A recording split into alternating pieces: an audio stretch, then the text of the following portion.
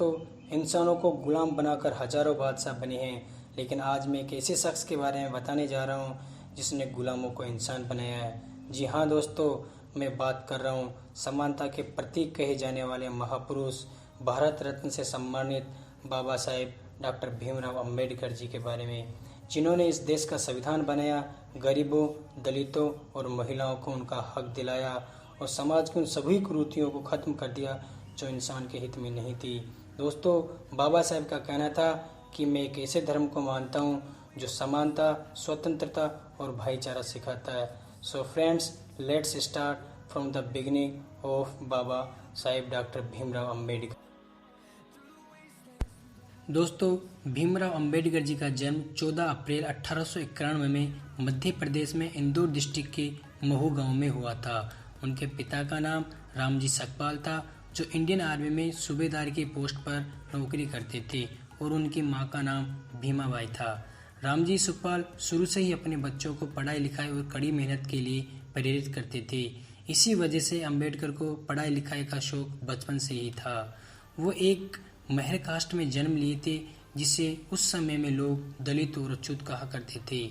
इसी खराब सोच की वजह से कई बच्चे पढ़ाई लिखाई के लिए स्कूल भी नहीं जा पाते थे, लेकिन सहयोग से उस समय सरकार ने आर्मी में काम करने वाले लोगों के बच्चों के लिए एक स्कूल खोला और उसमें अंबेडकर जी को एडमिशन मिल गया।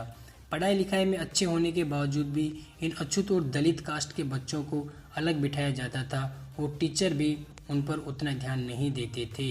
सारी हदें तो तब पार होती थी दोस्तों, जब उन बच्चों को पानी पीने के लिए चपरासी का इंतजार करना पड़ता था, क्योंकि अछूत और दलित होने की वजह से उनको पानी के नल को छूने की इजाज़त नहीं थी।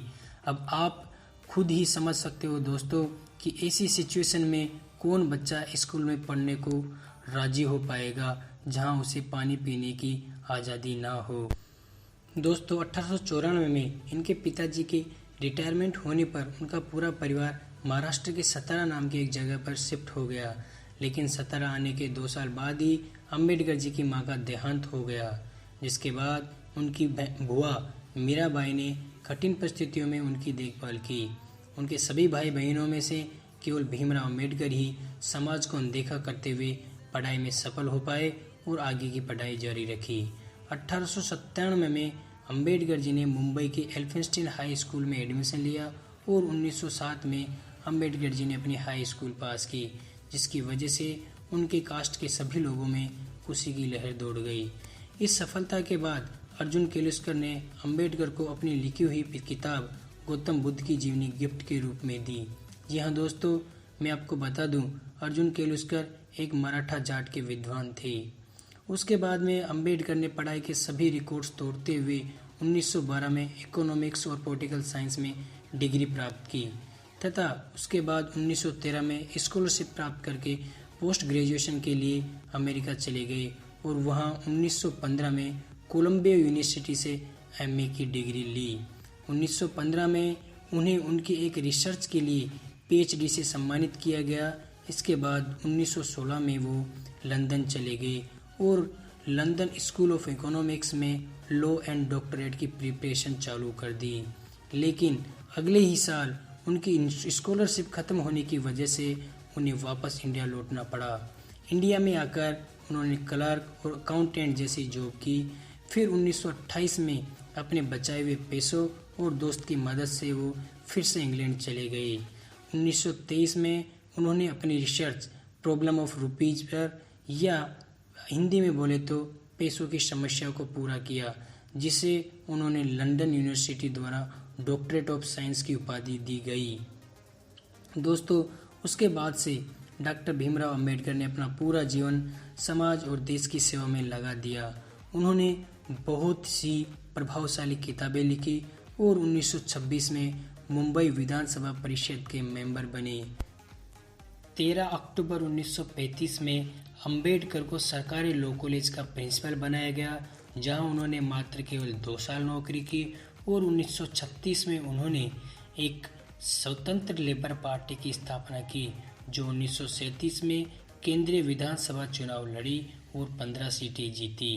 दोस्तों, 1941 से 1945 के बीच भीमराव अंबेडकर ने बहुत सारी किताबें प्रकाशित की। उसमें थॉट ऑफ पाकिस्तान भी शामिल थी, जिसमें उन्होंने मुसलमानों के अलग देश पाकिस्तान बनाने की मांग का जमकर विरोध किया।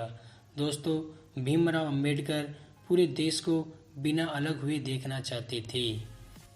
15 अगस्त 1947 भारत की स्वतंत्रता के बाद अंबेडकर पहले कानून मंत्री बने और उन्होंने एक ठोस कानून भारत को दिया।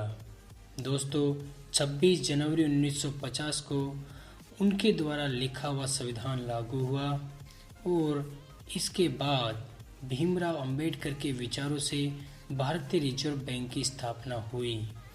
राजनीति से जूझते हुए उनका स्वास्थ्य दिनों दिन बिगड़ता गया और 6 दिसंबर 1956 को वो इस दुनिया से अलविदा कह गए। दोस्तों, लेकिन उससे पहले उन्होंने समाज को बहुत हद तक बदल दिया और हमारे देश की समानता का प्रतीक बन गए। दोस्तों, बाबा साहेब डॉक्टर भीमराव अंबेडकर ने अपने देश के लिए इतना कुछ किया जिन्हें हम शब्दों में बयान नहीं कर सकते। Thank you friends for listening me. आपको हमारा वीडियो कैसा लगा ये आप हमें आपके कमेंट के द्वारा बता सकते हो और आपके कमेंट के द्वारा आप हमारा मनोबल भी बढ़ा सकते हो। दोस्तों, अगर अभी तक आपने हमारा चैनल सब्सक्राइब नहीं किया है तो प्लीज़ इसे सब्सक्राइब करना ना भूलें और हमारे अगले वीडियो का इंतज़ार करें। तब तक के लिए good bye, all the best, just be happy.